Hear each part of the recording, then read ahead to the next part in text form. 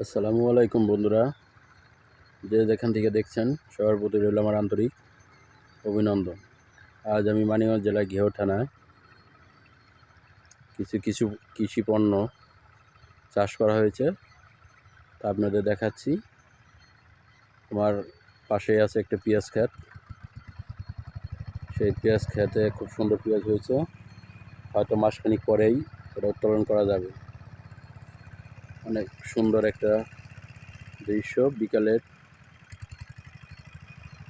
এই জমিটাতে পেঁয়াজের দানা চারানো হয়েছে। কিছুদিন পর এখান থেকে এই দানা আবার পেঁয়াজ হিসাবে বোনা হবে। আপনারা দেখতে পাচ্ছেন এখানে অনেক ধরনের সবজি। এখানে আছে সরিষা গাছ, সামনে পেঁয়াজ, তারপর আছে আলু। অনেক মনোমুগ্ধকর একটি দৃশ্য, আজ বিকেলের দৃশ্য।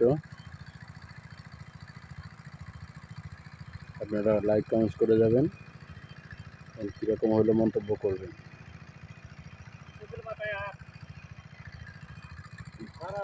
বর্তমানে আমাদের পেঁয়াজের কৃষক আসছেন।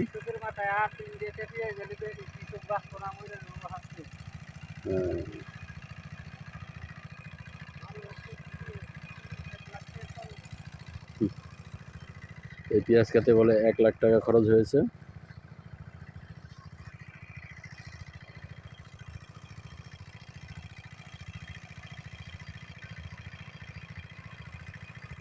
অনেক ভালো লাগছে প্রাকৃতিক এই দৃশ্য দেখে,